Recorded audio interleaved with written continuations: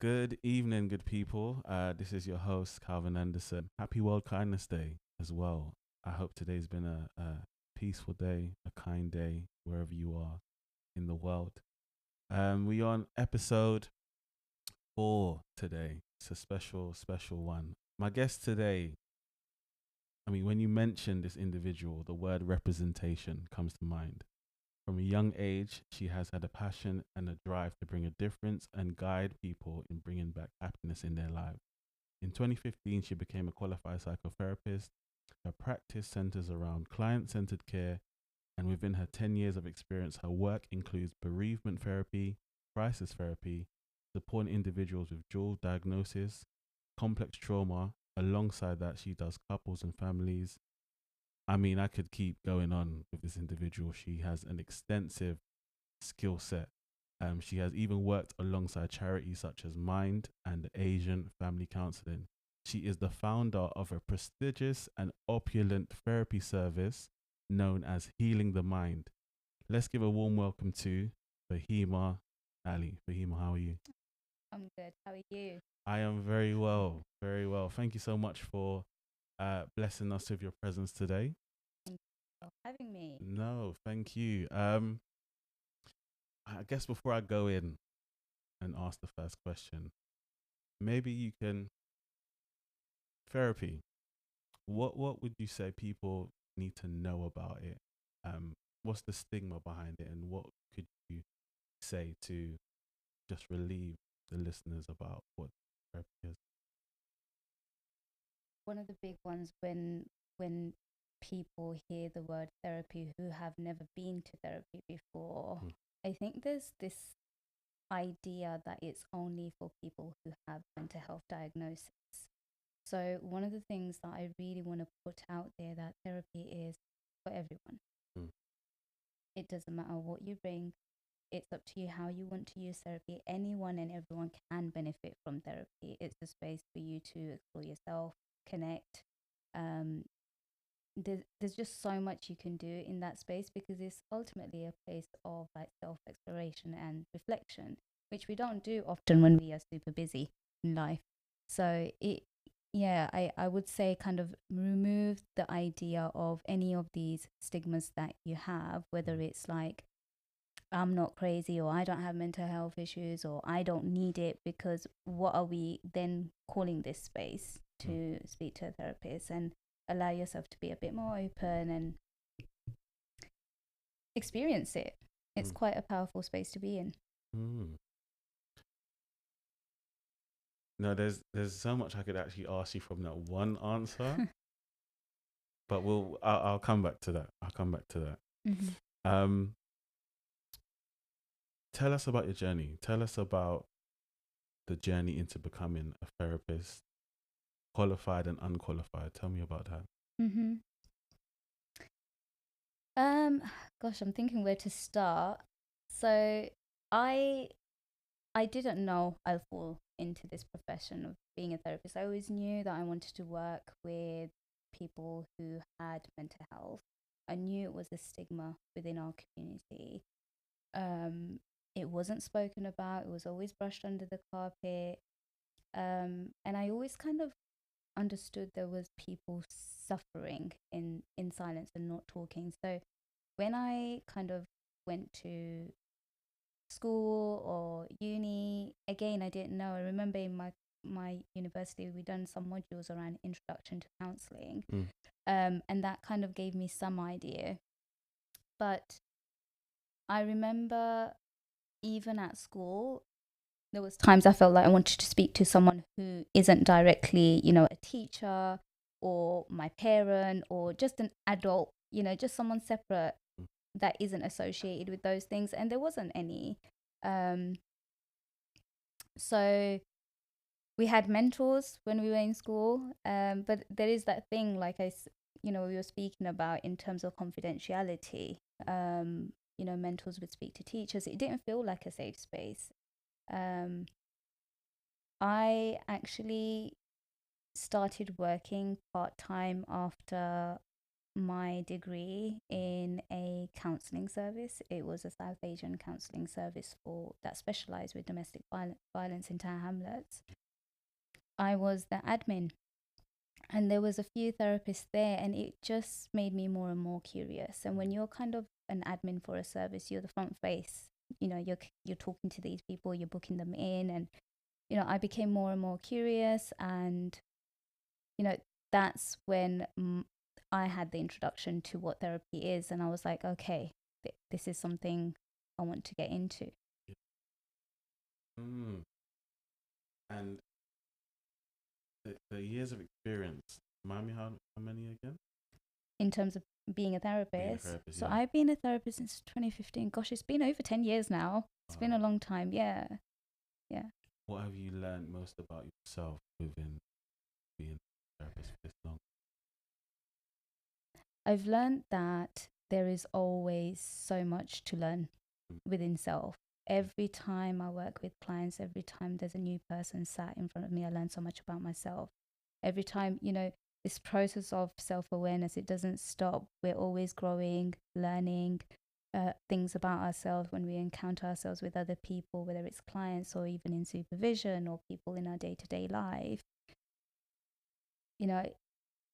I continue to learn so much that there is no limit when it comes to self-awareness. There's always something that might just surprise you in how you respond, or why you responded that way, or where did that come from. And that keeps me in that reflective space, because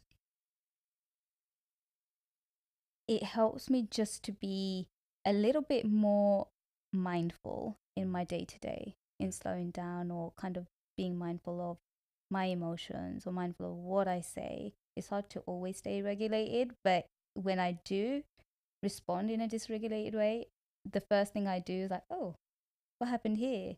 I think if anything, in this process of like being a therapist, it's the never-ending learning that we do about ourselves and how much clients themselves teach us. And I don't think clients who sit on the opposite side of us know. That's so true. And do you think they ever know? I think more and more, if we as therapists talk about it, they will kind of see what it's like. But I think as therapists, we might be kind of portrayed in very different ways in the movies, or even on social media. But now that we are openly talking about it a little bit more, they do get to see a little bit more of what's it like to be a therapist, and we need to make space for that. I 100% agree with you in terms of making space to give our clients knowledge that yes, we're here to help you, but in turn you're actually helping us too to become better therapists and better people. So no, I totally agree.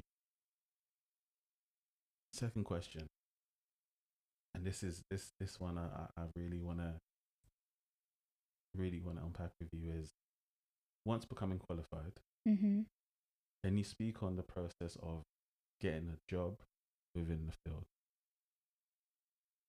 Yeah, that was difficult.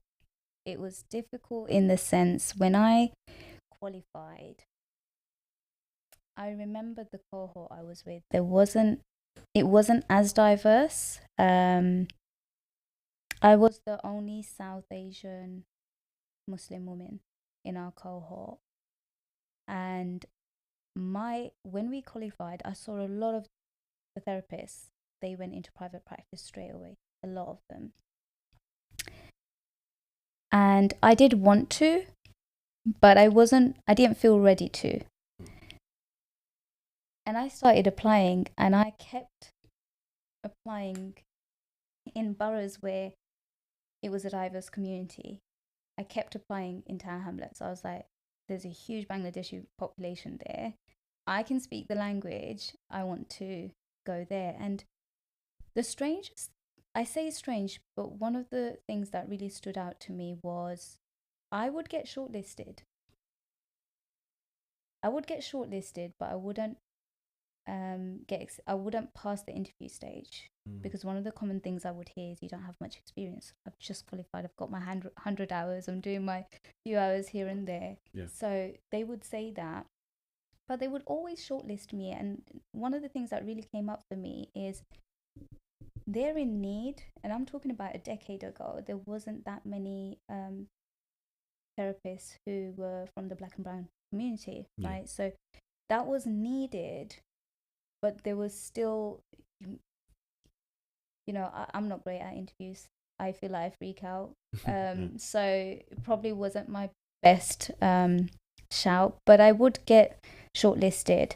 It was really difficult to get into NHS as a therapist, and I was kind of applying, and then slowly I started working in charities, and I worked for the crisis service in Greenwich in Mind, and each places I went to, I came back with like so much more experience, because I was working with people in different areas where they're struggling in, whether it was crisis, or whether it was domestic violence or abuse or trauma.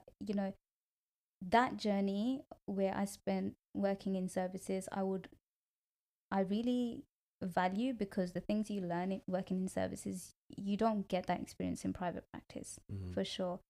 So there were many no's,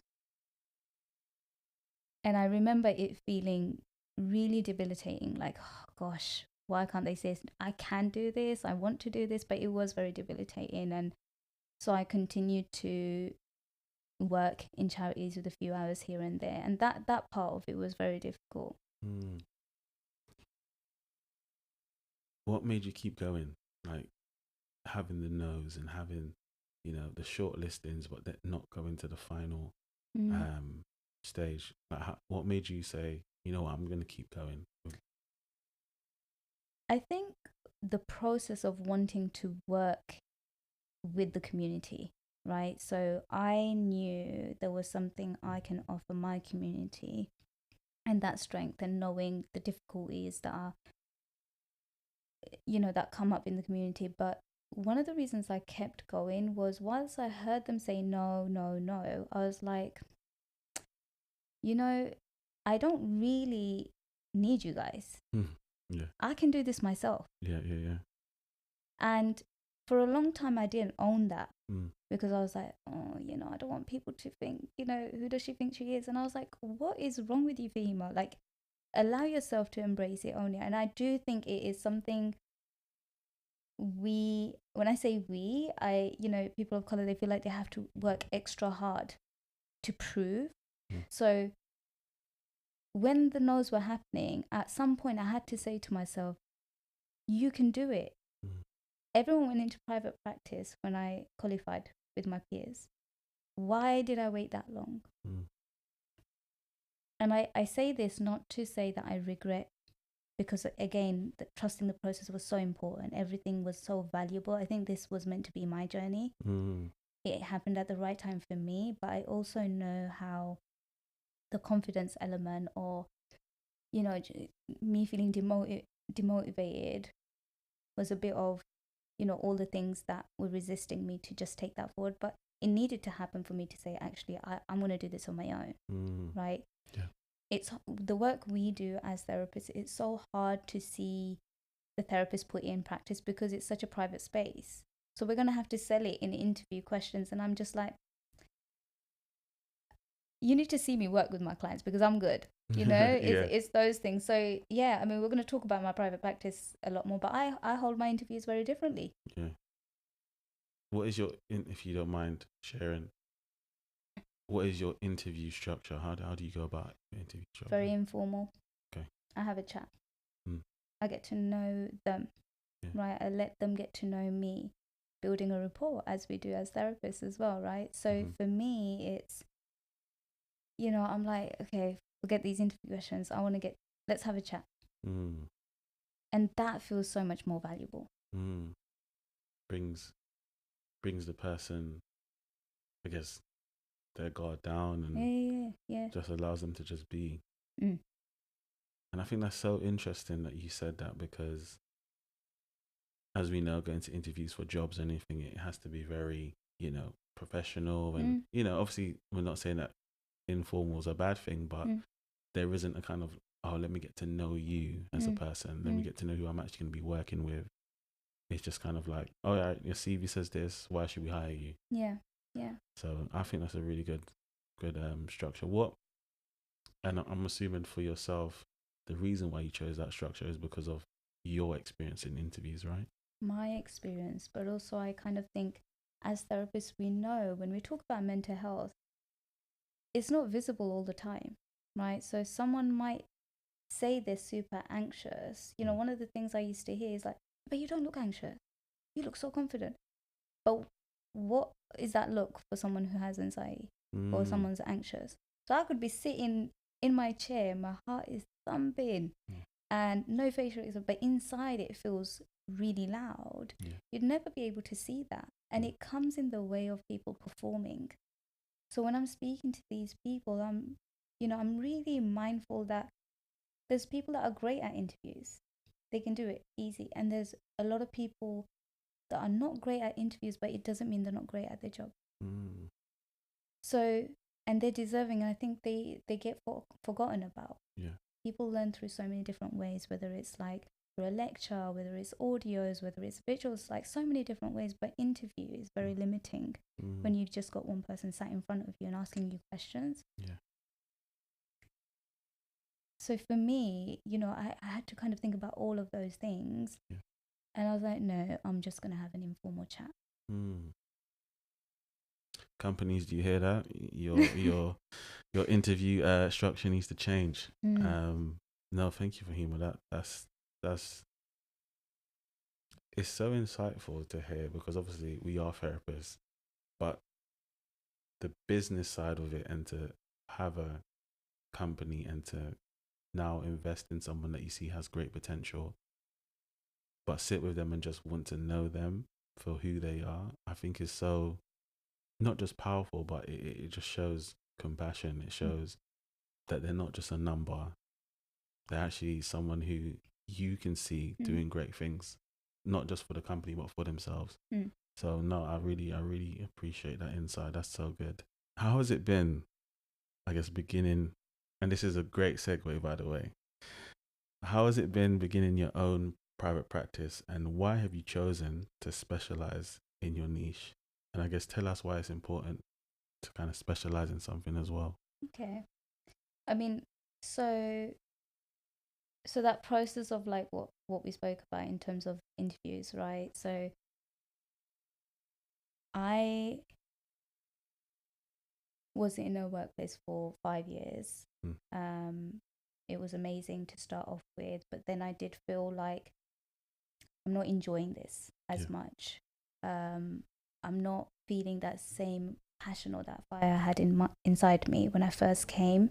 And towards the end, it just felt like I wasn't giving the same back. And there was a lot of changes. It was getting really uncomfortable being in that workplace. So whilst even in 2018, I remember I created the website for private practice, but I still didn't go ahead with it, because I think when you're working 9 to 5, we talk about this a lot in terms of balance, right? Look after your well-being. So when I'm not working, I like to see my friends. I like to have a balance and social life, family, and all of those things. So I would put it off in terms of moving forward with private practice. In my mind, I'm like, oh, that's going to take a lot of work. I don't want to work. I've just finished work, right? And adding to this, I do feel like there's, where we are now, there is this kind of hustle culture of 9 to 5 and 5 to 9. And I'm like, I get that, but where do you look after yourself in that? So, I didn't give much time. And then it came to a point where I was like, no, this isn't serving me anymore. I'm not serving this service anymore. I need to leave. I thought about it for a little bit. And then I just decided one day that I'm going to give my resignation letter in. I was like, no, I can't. And, one of the difficult part is, and my friends always say this, like, people do play it safe in terms of having they're gonna leave if they have another job in place. And I didn't. I just handed in my resignation and I left. I just took that leap of faith and I left. Yeah, so I took that leap of faith and I left. I was nervous. I wasn't scared. I was nervous.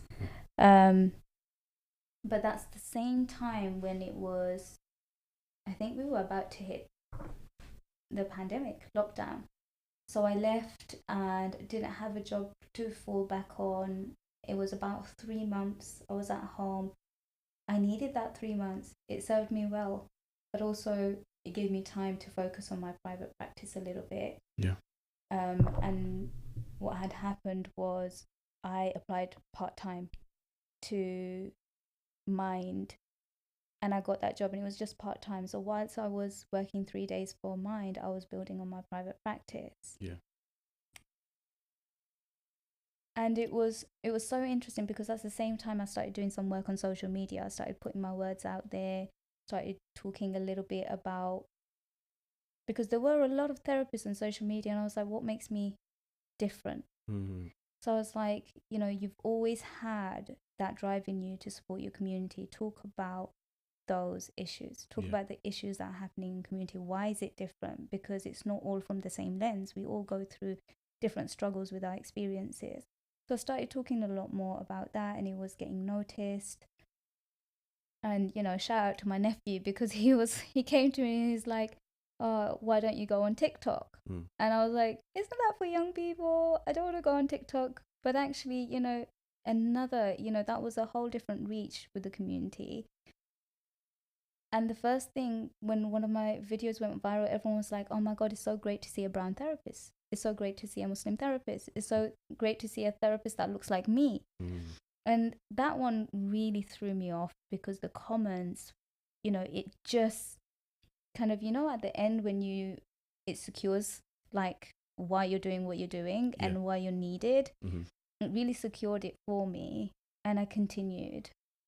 So when I, initially I didn't have a niche. I knew I wanted to work with the community, but I didn't have a niche.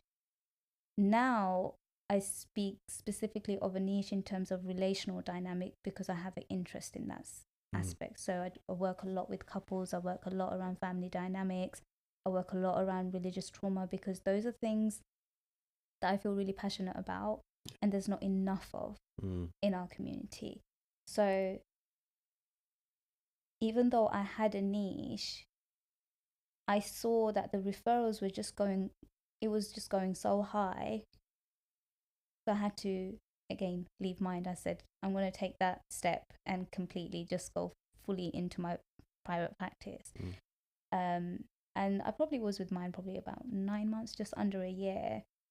And so my private practice did pick up. And I remember I'll just be in my bedroom, being the admin, being the content creator, seeing my clients online, all of those things with so many hats. I believe a lot of therapists overwork themselves during that time. And I'm sure many are probably, took time to recover because during that time it was a difficult period, what we were going through, right? Everyone's mental health was deteriorating and it was a difficult time. So I think there was like all these key workers and people were supporting during that time.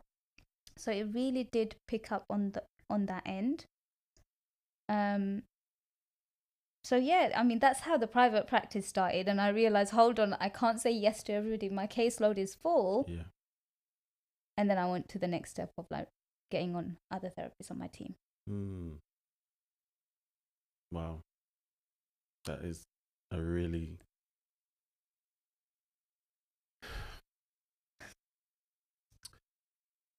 It's such a process.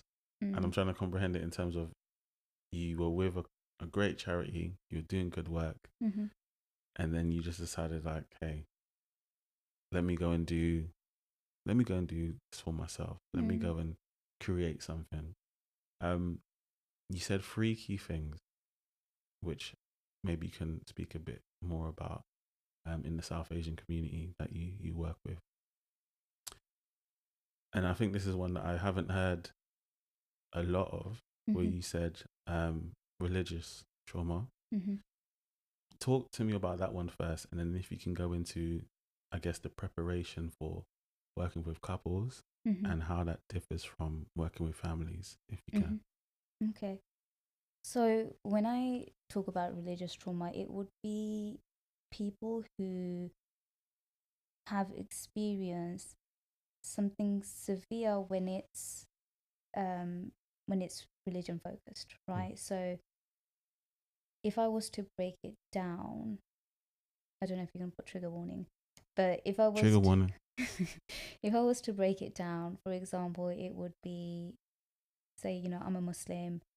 We have teachers that we go to learn the Quran, or we have people in the mosque, like in churches there's priests, people who have gone through SA, right, sexual assault from these teachers.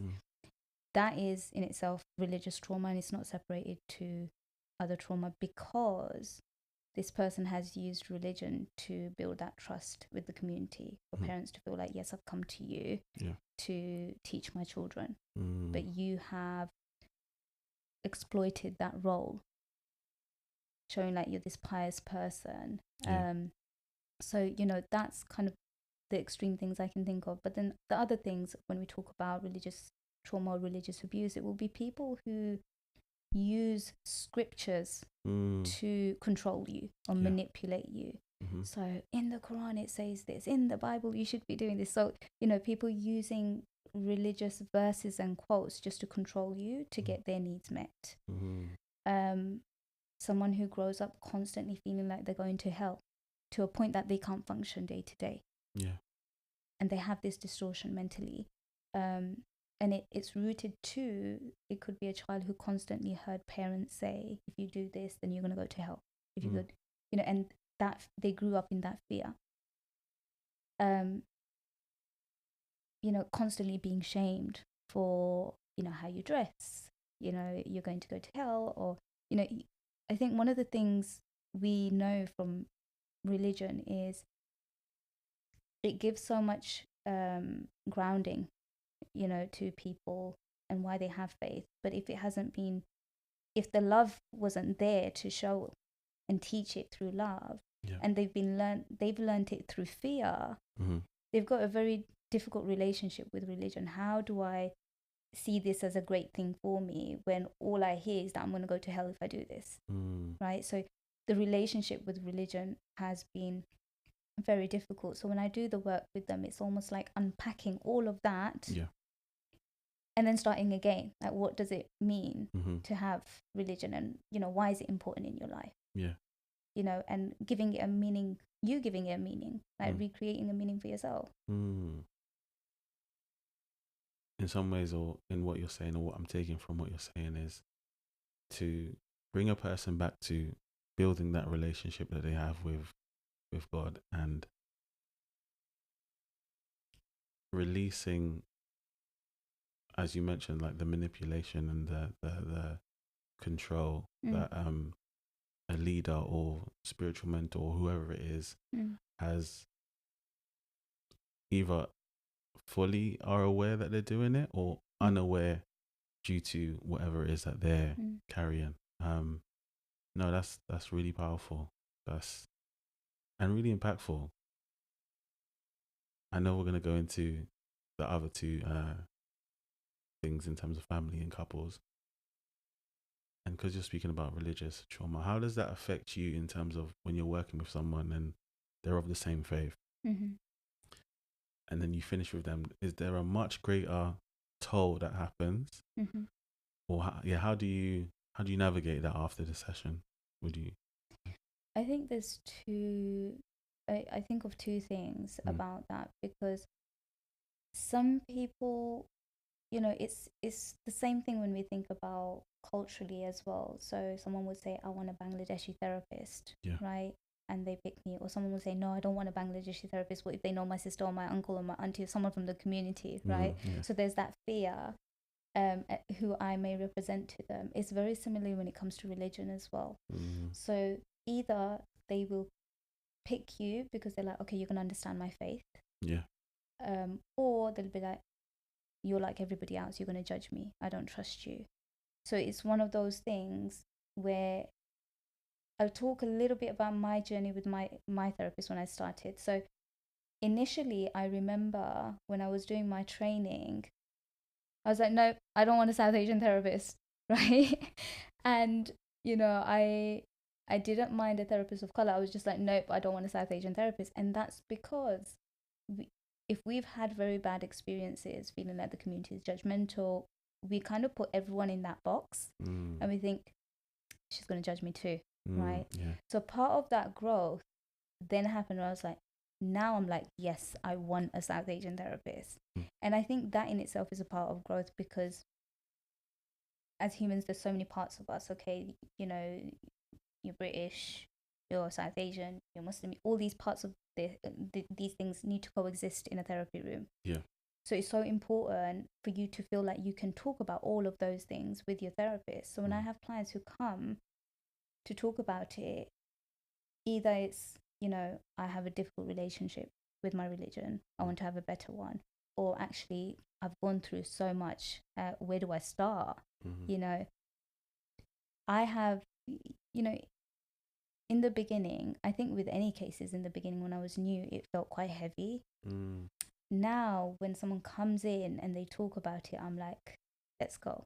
Let's do this. Yeah. Because it's just not spoken about. And there's this misconception anytime I use the term religious trauma, or they kind of think I'm making the religion look bad. That's not what it is, right? It's the action. Yeah. How religion was used was bad, because the religion isn't bad, right? Everyone has their own relationship with the religion, in who they are, right? But it's some of it just got abused, so people are trying to rediscover it. Rediscovery. That's powerful. I like how you said rediscovery, because it's, in some ways, what you're saying is like finding themselves again in their faith, how they began and what it really means to them. No, that is great. Religious trauma, that's something that we definitely should speak more on, and gain a greater understanding, because in some ways, or in many ways, it's up there with just trauma in general. Yeah. But like you said, there's it's not really spoken about. No, because the symptoms are very different. The impact is very different. If we're talking about trauma or complex trauma, it's one thing. But when you're talking about a specific type, that betrayal of whoever the person is completely different, right? And the symptoms could be someone who really wants a relationship with religion, but because of what they went through, they don't want to, or they will hide and pray, right? Because it's like, I don't want anyone to know. And the symptoms have been, people do very different things. So the trauma impact, it won't do it justice if we're just calling it trauma. Yeah. Because that in itself is very different. Just like when I talk about scrupulosity, which is religious OCD. So as Muslim, we pray 5 times a day, but we have to do a wash, for example, before we pray. Someone, it's like a 5-minute wash. Someone could be there doing it for half an hour. That's an issue. Yeah. But it's those different things, different to actual OCD. Fahima, we could, yeah. Yeah. No, I definitely would want to hear more on the religious aspect of trauma, and speak to me now on the preparation. Is it different when it comes to couples and families, or is it the same thing? It is somewhat different, because when I'm working with couples, there's kind of the focus area could be 1-2 things between the 2 couples, right?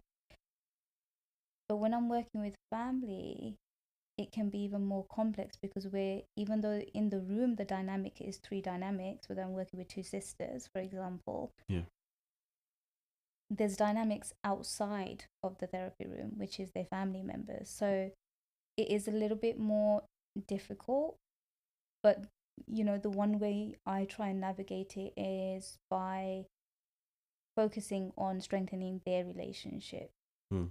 right? Again, very similar to couple work, but I think when there's external voices, it can make it a little bit difficult. So I don't do like family work in terms of like the whole family. I don't do any systemic work, but I do work with like sisters or mum and child. The difficult thing when I'm working with a parent and child is what I've noticed, I need to do individual work with them first. Because there's a whole load of resentment that they're carrying, and now sometimes again it's get misinterpreted that they think like they can just use that to just share everything, all the resentment. I'm like, that's not how it works. Let's slow down. Right. So, in my team, what I would do, I'll tell the mother, have your few individual sessions with a different therapist. I'll see the child, or I'll give it to another therapist, and then I'll say I'll do the work with both of them, so they've had their space to process what's going on individually, and then we bring it together, because that's the only way where it feels like I can work on this, right? But with couple work, very similarly, I find couple work fascinating. It's become the theme of the work I'm doing right now, and it's so, there's a vulnerability on both end, right? And the things that they come with, and the little moments that happens in therapy, and then they come back after 2 weeks and say like, it was a good 2 weeks. It's those things that I really live for with couples. I think why I say I'm leaning towards couple a lot is because in the media we're constantly hearing divorce rate is so high, and I'm like, people are coming to couples therapy before they never used to. So I see the pros of like some of the work I do, and people being more open to therapy. Because it's not that negative. People are actually trying in their marriages. I like how you spoke on the teamwork aspect, in terms of, yes, you have a mother and child, you have a session with them, and then your thoughts and your processes, I need to work with them individually. Take me into, not anything specific, but just in terms of working with I guess a dynamic of a parent and a child, and then the individuality that comes in those sessions. How do you then process that to then bring into the joint session? So when things like that come up, what I would do is kind of just pause and acknowledge some of those things. And I'm always curious how, whether it's the daughter or the mother, how that person, what's going on for them. Like, are you able to see what's going on for this person, and can we hold that together? Because there's something so powerful around when we hear things like people come to therapy because of what others have done to them, right? And that quote gets used so often, but when you're working with the two people who have hurt each other, they get to notice if the other one can hold space. Wow. Yeah. And if they can do that, so much healing happens in that space. People can come to therapy for individual work again and again, but they still feel like, oh, but no one's acknowledged it. Mum's never acknowledged it. Mum's done the best, but she's never acknowledged it. And there's always still, one of the block has been the yearning of validation or acceptance or whatever it is. But when it happens that they both are in that room, and I can get them to just hold that space, it's powerful. Sounds very powerful. Especially when you said finding out if they can actually hold the space. And that realization and what comes with that personal development. How important, and you can go as far as you want to go with this, how important is it for us as therapists to continually develop ourselves personally, outside of our work, but within our work also? What would you say? It's never ending. You need to keep going. You keep going, whether it's within work or outside of work, because when we think about the profession that we are in, there's always new studies and new research coming out, which is one thing. But also, what I learned a decade ago, I've created my own way of working with my clients. Yeah. Where I've made it faith sensitive, culturally sensitive, because those things didn't exist a decade ago. They didn't make space for us. So I had to teach myself, like, what would I need? What would I need, right? And that learning is still continues because it's very new. You know, sometimes I put work out there and I still get kind of comments from people within the community saying, you know, what is this? You know, that doesn't work for us. We've got God. And I'm like, you don't understand. I'm trying to make space for you guys. I get it. This is, come talk to me about your religion. Yeah. Doesn't matter what religion you come talk to me. I can make that space.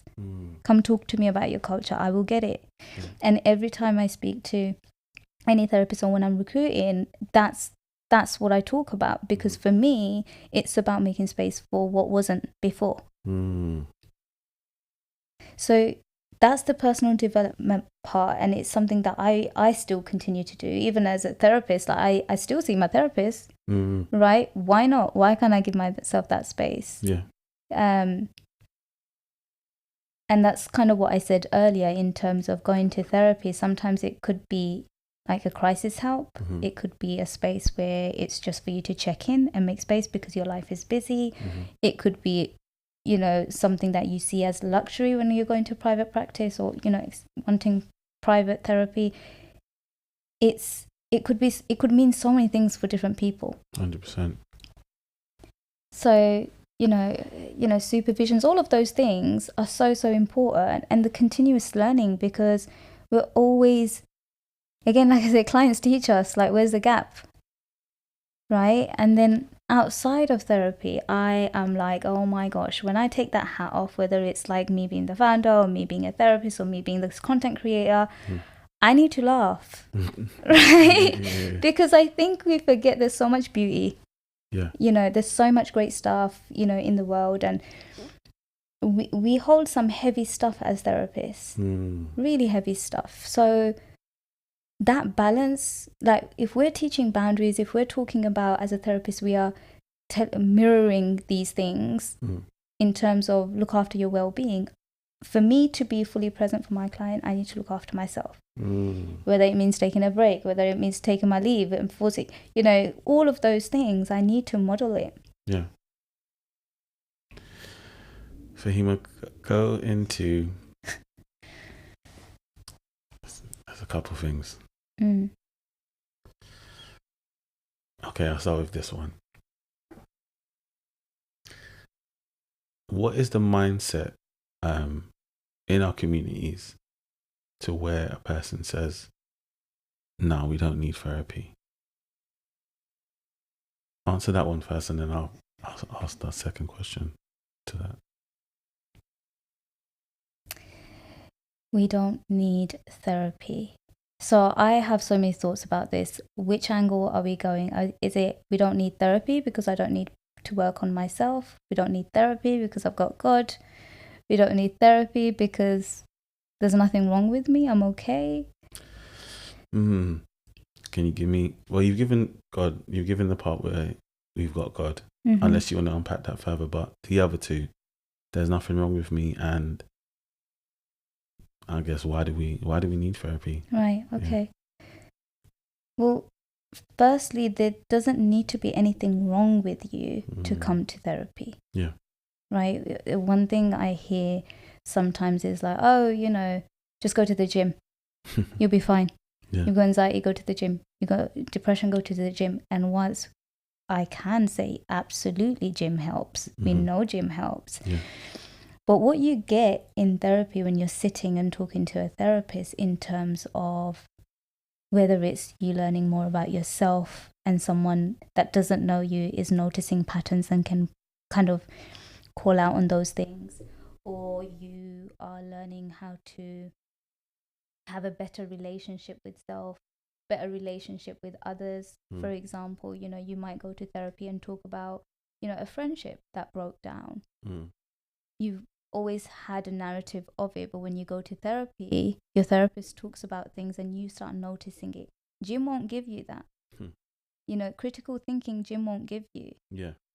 Self-awareness, gym won't give you. Mm. Gym will help you in terms of physically and all the kind of the hormones we talk about. But when it comes to really looking at the mirror and asking yourself questions, your therapist is putting a mirror in front of you.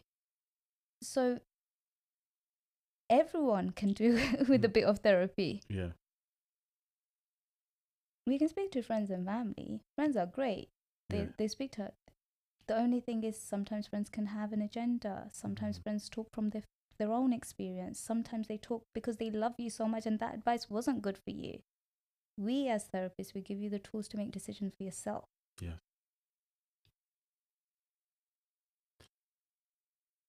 There's so much we could go into with that. And you said such a pivotal thing where you said the advice that you may get from your loved one, even though they love you, still may not be good.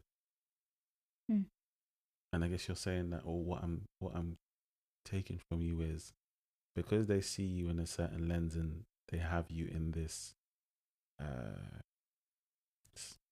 don't know, they have you in this space in their lives. They're gonna not keep you there, but they're gonna maintain what they've built with you over the years. So their words are gonna match the environment. And if you're trying to grow from that environment, become better, those words won't help. Yeah. I see it a little bit like we're doomed either way. Of like, if you got the most loving parents and family and friends, you're gonna rely on them. So it's a little bit like coddling, but you're an adult, make a decision, right? Yeah.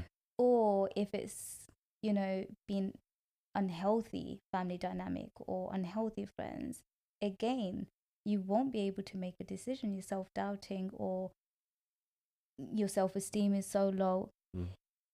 In therapy, you're kind of stepping into adulthood. We're not coddling you. Yeah. Because in life, you're going to have to make adult decisions, right? And some of us struggle to do that because people have made it for us. Yeah.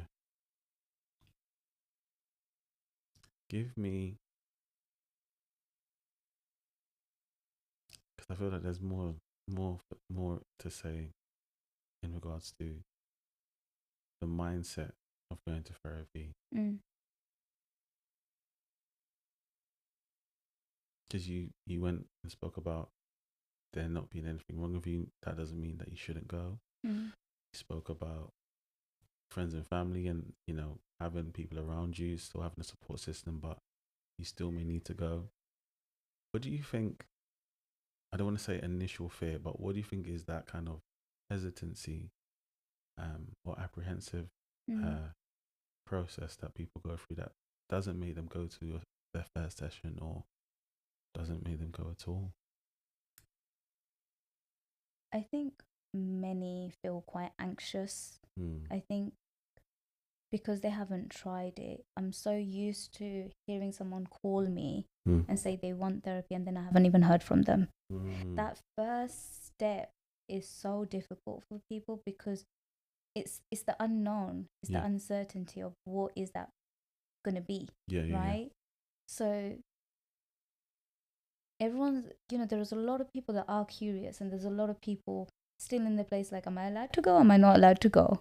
Is it for me? Or, this thought of attaching the mental health stigma with it, which is a huge one. And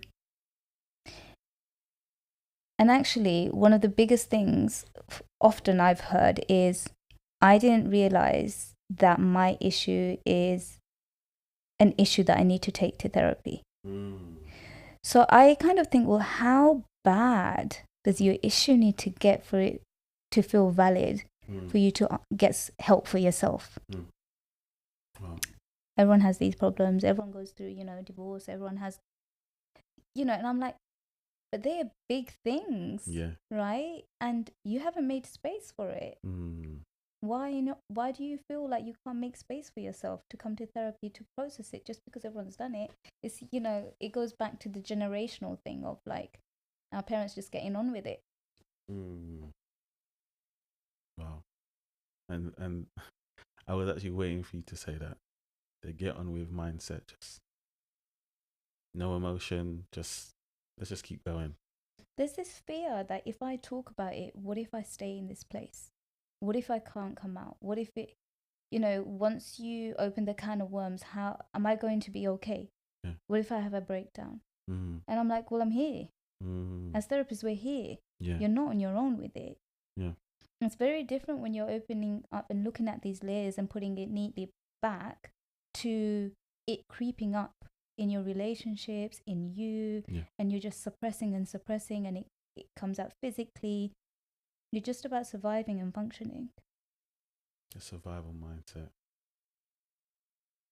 And before we go into, because I want to speak about self-care, before we go into the next question, what would you say to our listeners who maybe are thinking about therapy and are having that, they're anxious? What would you say to them? I would say the moment you think about therapy and you go through therapist profiles, it doesn't mean you've signed on, right? You can speak to different therapists and get a sense of them. Have that consultation. Most of them do it for free. Yeah. Have that consultation. You can ask whatever you want. I think one of the things that people say to me, I don't know what to say. Always, look, let us do it. Put the work on us. Yeah. We'll guide you. We'll talk to you. We'll ask you the questions. Even in first session, people come, I don't know how to use this space. Put it on your therapist, right? Have your consultations. Get a sense of the therapist. Again, you're not signing up for anything. Have your first session. If that wasn't it, find a different one. But ask all the questions you need to ask. If we are there to emotionally connect with you and know about your emotions, and you're sitting there feeling anxious and not telling us, we're therapists. Yeah. So take that step. It feels like a, window shopping when you're looking through Psychology Today and all these directories, but make that first call. Make that first call, guys. You heard it here first. And as us being therapists, we love the questions, like pull on us so we can answer fully, and you can make the decision because you've asked everything, and you can go forward in your therapeutic journey. Fahima, thank you so much for that. Welcome. How is it being a CEO and having that responsibility over managing other people, and what does that require of you? Oh man. I think I've never had a business background. Didn't know much at all. Yeah. Even when I started the private practice, I had to go back to all my notes, or when I done the workshop for private practice, just to remind myself. But I was learning as I was going. And I think, and this talking about the business side of things, is a lot of people kind of think they need to know everything before they start. You don't. Those errors you will learn on the way. There's going to always be something I can improve on when it comes to my practice, but healing the mind is my baby. I protect it because I poured so much in. I started from nothing, put all my savings into it, didn't have a job, so it is, I'm proud of it. But when I had, I'm like, oh my God, I'm a CEO of Healing the Mind. I struggled to own it in the beginning because I'm like, oh my God, I don't know. And I was like, Fahima, it's that thing of not stepping into being confident about something and owning it. And I was like, yeah, I did that. I'd done that for my community. And everyone that inquires, I'm like, they're coming through my service, right? But even when it comes to like the recruitment side of things, when I started building, I was like, actually, my caseload is full. Now I want more therapists in the team. I can see there's a gap when it comes to this. I'm not an EMDR therapist. I'm going to get an EMDR therapist. Yeah. I can see neurodiversion, everyone's talking about it, and there's a gap there. I'm going to make sure that the therapists are trained in neurodiversion, right? Or people are wanting to speak to someone who's got psychosexual issues. I know our community needs psychosexual issues. It's such Yeah. a taboo thing. And I think the hardest thing was having all of these hats Yeah. whilst also being a therapist, because I'm like, I'm a therapist, but when I'm actually speaking to this, my team, I'm the CEO. And it was hard to juggle the different hats. Yeah. But I must kind of hats off to the administrator for healing the mind. She does a lot of work. She is literally my right hand in this. And, the moment I started getting more support and taking a step back, I was able to focus on the roles that I take. Yeah. And she's been so helpful when it comes to like liaising with the therapist, giving them referrals, and managing my diaries. She's like my PA. She does all of that, and it just allowed me, because I was feeling so overwhelmed. And I think no one talks about when you're managing that and having a life as well, you feel overwhelmed, right? So she's been awesome in that. It was difficult to put boundaries in terms of the different hats I wore. It was difficult to put boundaries in terms of work and then switching off from work. Yeah.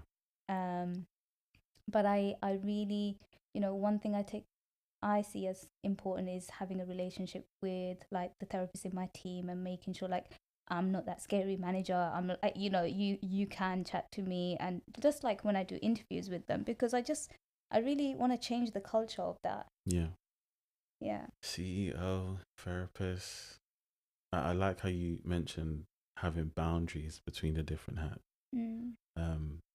To protect yourself, to I guess stop yourself from going through burnout. And to obviously give you or your mind a break to focus on one thing at a time rather than multiple things. How important is it to have a team? Yeah. I mean, that's what helps me now. Yeah. Helps me so much, because I was like, when I started seeing the need, so I work with, not just the brown community, but when I saw the need of like clients coming in, there was a part of me, I'm like, they're struggling to find a brown therapist, they're struggling to find a black therapist, they're struggling to find someone who's in psychosexual, right? So when I was building, those are the things I was looking for. For me, it was like, I didn't, what I spoke about earlier, that first call. Yeah. Right? I already knew that making that first call was difficult. I didn't want these clients to just give up on therapy. So me building a team was almost like, I don't want to say no to these people that come through. There was this thing, I don't know if you feel like that, but when you're calling a service and then they keep signposting you, that person to that person to that person, and then they've fallen through the gaps. It was such a common thing. Yeah. I don't want clients who call my service to feel like I've forgotten about them. Or they're just a number. Yeah. They're not. You're not. Right? So for me, it's like, okay, I can't take you on. Yeah. But I'm going to make sure someone can. Love that. I love that. Because, I mean, I guess that's such a relatable thing to many people when you call up your GP and, right. you try to get your doctor, you can't get anyone. Oh, no. I think, well, you heard it, ladies and gentlemen. You're not a number. When you come to Fahima's service, you'll be taken care of. Thank you. Thank you for sharing. Work-life balance. And as a therapist, how important is it to be in personal therapy yourself? Yeah.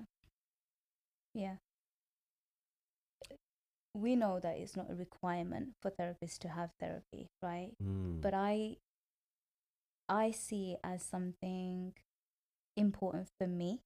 Yeah. Especially for someone who has so many different hats, and you're in this culture of like, work hard. And I want to model and mirror these things to my clients and to my audience on social media. When I think about personal therapy, it forces me to sit with my thoughts, because I made that 50-minute time. Yeah. right? Whether it's fortnightly or monthly. You know, there was a time where I was seeing my therapist. I see her every 2 weeks now, and I had a coach. And I was like, this is the best thing I can do for myself. I love this for me. This is me pouring into myself. Yeah. And again, it's modeling this kind of behavior that if I believe it, then I need to do it for myself too. So I can spend on like these different things, but also I need to be able to invest on myself, whether it's me having a coach and a therapist. I see it as like I talk about support systems so much, but they are my support system. Yeah. They are included in. The more you expand on your support system, the more you feel like, oh my gosh, I'm feeling like my heart's so full. Yeah. Right. If that one's not available, this one is. Right. If that friend's not available, my therapist is next week. Yeah. If I'm having a business problem and I can't get through to my HR consultant, I got my coach. Right. It's why not? If you can, why not? And expand on that support system, because that's how I manage my day to day. When I think about self-care and when I want to balance, or like when I want to switch off from work and I know Salma, who's my admin, she's got it. I don't need to worry. I can switch off. Shout out to Salma. She's amazing. Right. And that's why I had to put these things into place to almost allow myself to take a step back, because I know I was overworking myself when I started. And that's naturally when you start something, you do put a lot of hours. Now I can say I can comfortably take some free days, right? I don't need to worry too much. And that's because I'm not just physically looking after myself. I'm thinking about my emotional state. I'm doing these check-ins we talk about. And you know, I've got my supervisor, and then when I'm feeling like I need to talk about something, I've got my therapy. If I can't do journaling, at least I've got my therapy to reflect. Reflection is what takes you deep within self, right? It does. You're literally giving me so much shit. And additionally, even to that, I've got therapist friends. They're amazing. Amazing. Now, you know, Kevin, when you think about having conversations with therapist friends, that dialogue is different. That language is different. Completely different. My gosh, when I speak to my therapist friends, when someone gets your language and you're vibing in that same, I'm good, you know? That feels, my cup's full. I'm going to hold on to that last part where you said your cup being full. Talk about self-care. Talk about the need for self-care. And if there's anything you could suggest to our listeners, any tips for self-care that they've, or creating a self-care list. Speak on that for us today. When you say the word self-care, we think about relaxing. No, I want you to kind of broaden your thoughts a little bit. I want you to think about what you're watching, what you're eating, who you're speaking to, all of those things, checking in with your body. Because as a therapist, if I want to be present fully for my client, I need to be in a good space, right? Mentally, emotionally. And to be in that space all the time, it's not realistic, right? Which is why we take breaks. So for you to perform at work, you need to be able to look after yourself, right? For you to be present in your friendships, you need to be okay. Whether it's even in your marriage, all of those things. So again, what do you need, right? So many times we don't even think about the language we speak, right? So when we are so self-critical, we talk about self-harm, but you know, there's the emotional self-harm, right? By what we say to ourselves. When I say self-care, I am saying holistically, think about all the things to feel so sufficient in self, so you can pour spiritually, mentally, physically, whatever you need that completes you, so you can pour. Hey, this is Fahima Ali, and you're tuned into the Check-In With podcast. Pouring. I know I'm just flowing as you're going. How important is it, Fahima, to pour into each other, whether it be you are a therapist, or just life in general? How Oh, important is it? I love talking about that a lot, Mm. because when you think about community, Yeah. when you think about a sense of connection, I truly believe there's so many issues now Mm. because there's a lack of connection. Whether people are lonely, isolated, doesn't have anyone to talk to, you know, when you hear, like, there was this dialogue before, like, keep doing things for others, keep doing things to others, pour into others, Yeah. and then the dialogue changed Mm. through generational, right? Now it's, you're a people pleaser. Mm. Why are you doing it? Yeah. Stop doing it, right? But it's not this concept of black and white. Mm. What we're saying is, if you pour into yourself, you Mm. won't feel resentment when you're pouring into others, Come on. right? So if you feel enough within self, you've looked after yourself, right? In order to be selfless, you have to be selfish, right? So you be selfish and then you be selfless, because then it won't feel like you're people pleasing. You're doing it because when you're doing it, you also feel like your cup's being full. Yeah. Again, the sense of community, the togetherness. Mm. We feel unhappy when we're isolated, when we're lonely, when we don't have friends, when we don't have connections. And pandemic again showed a lot of that. Yeah. But those things are missing because the sense of community is missing, and people are not. There's a lot of resentment around it all, and that's because the dialogue and language has changed. Yeah. And it's confusing us. What do you think needs to happen moving forward for a better understanding to be gained? I think we need to have more of these conversations. We need to make space for nuances. Mm. We need to remember individually. Again, when I talk about culturally sensitive, we need to remember so many of those things that we loved growing up. Yeah. Right? And then what we don't want, fuck it. Mm-hmm. What we want to continue, keep it. Because it can't be either or. It can't be either. It has to be something that feels fulfilling, because a lot of what's happening, I think, around, I'll say, pop psychology, is there's this misconception that it's just about self, but it's not. Mm-hmm. Even when you come to therapy, it's not just about you. It's about how you're going to be great, and then how you want to still nourish the relationships around you. Right? And when we talk about, again, I say boundaries, but boundaries are there. I don't know if you've come across Nedra. She talks about it so much, and I love her work. But when we talk about boundaries, it is to maintain the relationship. It's not about cutting them off. Yeah. Talk on it. Right? And we just use, when we talk about boundaries, it's always existed, but we've done it gently. We need to continue to do it gently. Who's saying to be aggressive? And I can go on about this a lot, because I see the importance of connection, right?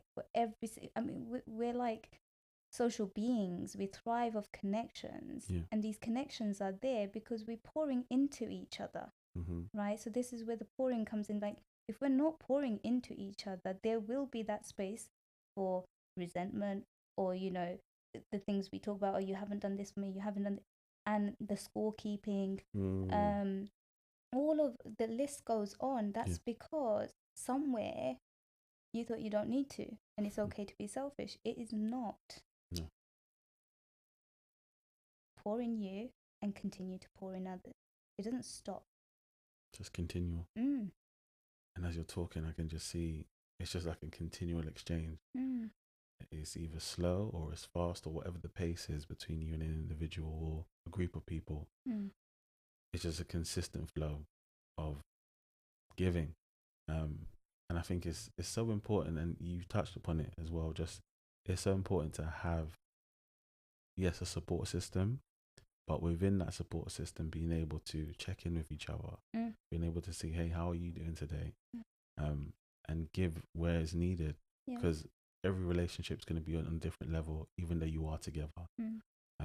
But being able to manage that as a unit and come together and say, hey, today I'm not doing good. Yeah. And everyone come together and build that person back up, and Yeah. that be shared between each other. I mean, connection. It's amazing. It's so, and I think, whilst you're speaking, what I think about is someone who is grieving, right? When someone is grieving, we know grief is something that doesn't just ever go away. We kind of have to work around that grief. Yeah. Right? But when you think about, in our community, when someone dies, everyone will go to that family home. Yeah. There will be people getting food. There'll be people doing all your calls. You don't need to worry about it. You don't need to worry about the kids. You don't need to worry about nothing. Yeah. That's the sense of community, right? And a lot of that is missing because the grief isn't going to go because everyone's around. The grief is there, but anytime we feel worse is when we're having to go through something alone. That's when we talk about trauma, right? It's not what's happened to you, the fact that no one was there. So much louder. What you said there in terms of a loss of a loved one. Everyone comes to the home. You don't have to worry about anything because everyone's involved.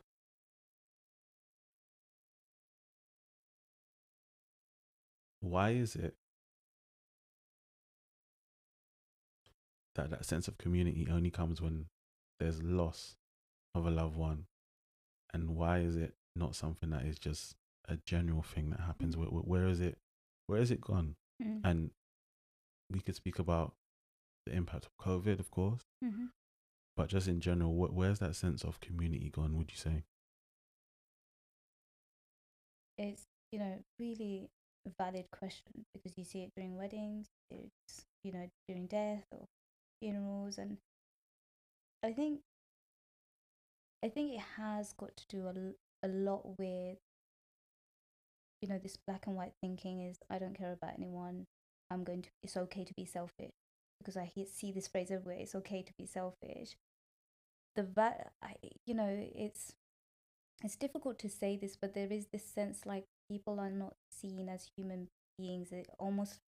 It's like the irreplaceable, or like the disposable is the word I'm looking for. Yeah. Right? And that same value isn't there. I mean, when we talk about 5 ways of well-being, giving is one of those, right? But I think a lot of the work has been lost whilst we were trying to educate around mental health, around boundaries, around looking after self. A lot of it got lost. Yeah. Now it's all around just labeling, and I think that's where it frustrates me a little bit, and I feel sad because I know how important our work is, and somewhere along the line our work has now become very surface level. That's so strange to say because we work on such a deeper level. Individuality is very much so you. That's what we praise, and togetherness is like getting lost. How do we get back to that, Fahima? How do we get back to togetherness? Listen, if anyone watching this podcast, check in with your friends.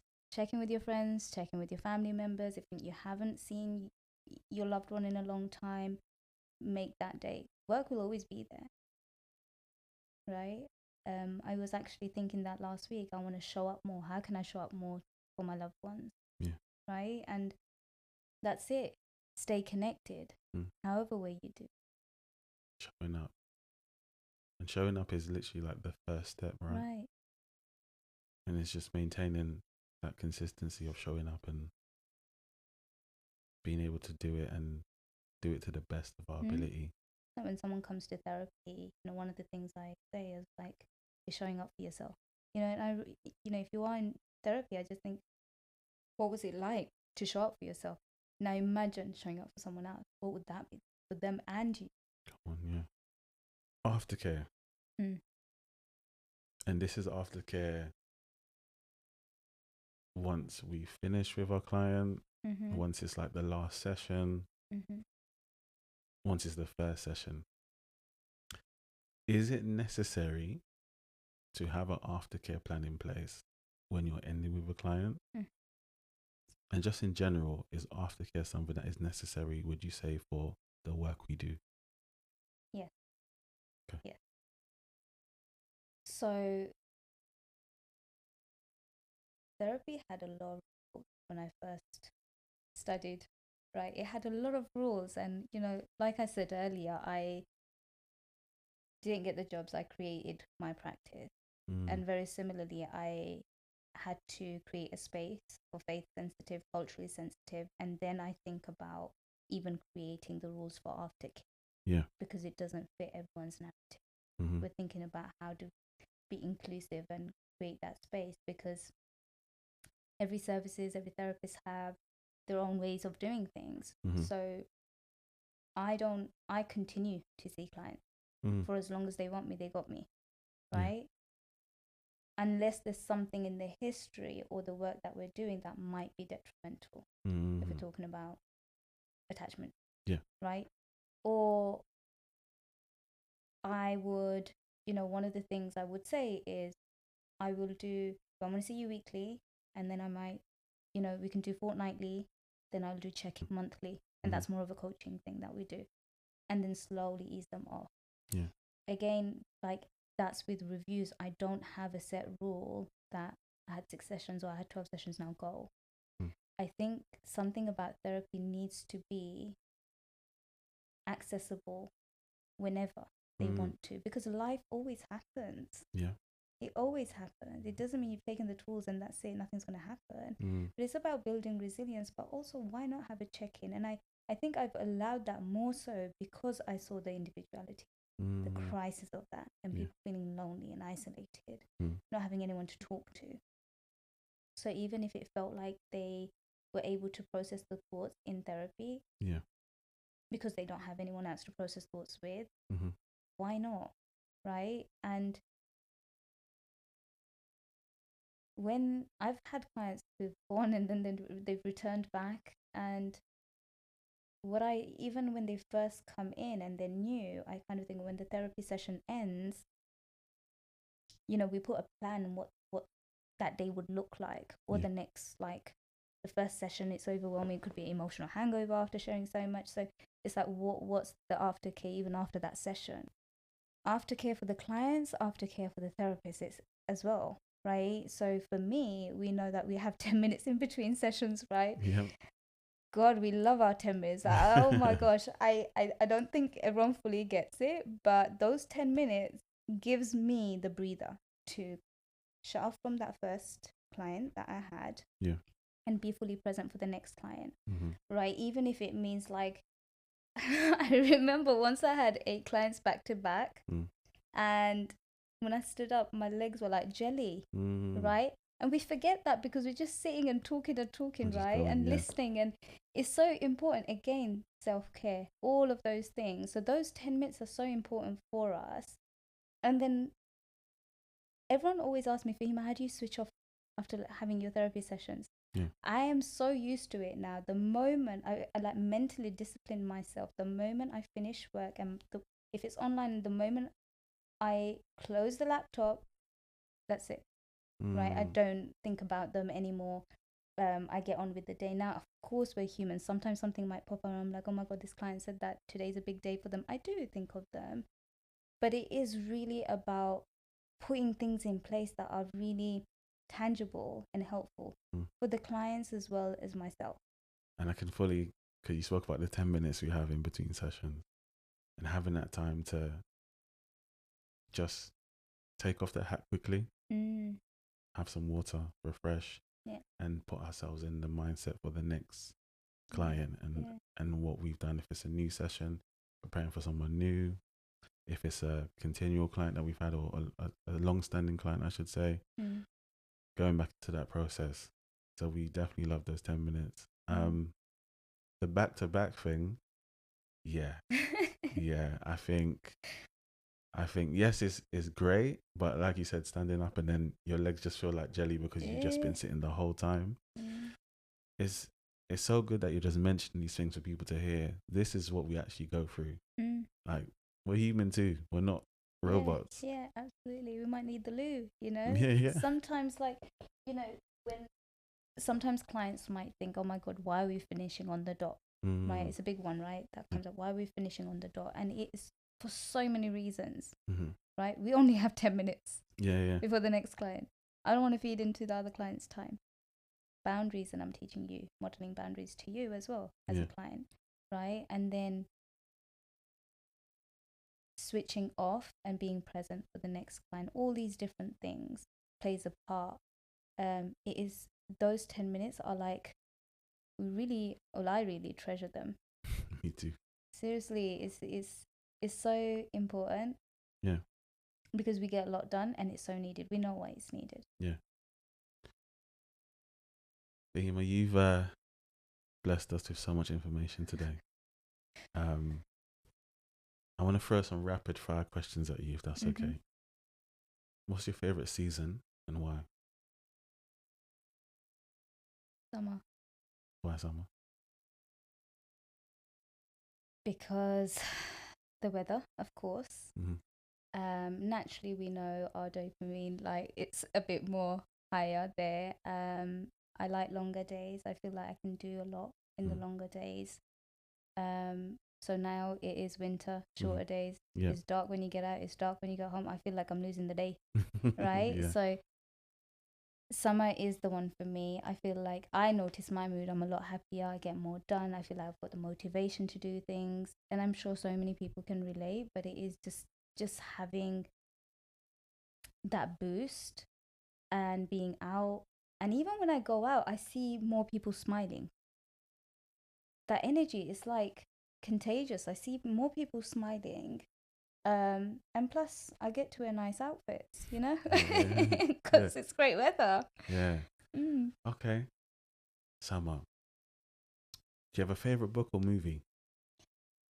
I don't actually. I have moments where I binge on watching so many things. So recently it's been like K-drama series that I've been watching.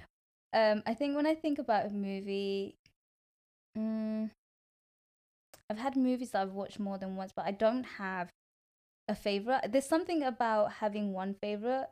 It's like a limiting option, right? Yeah, I don't actually. Okay.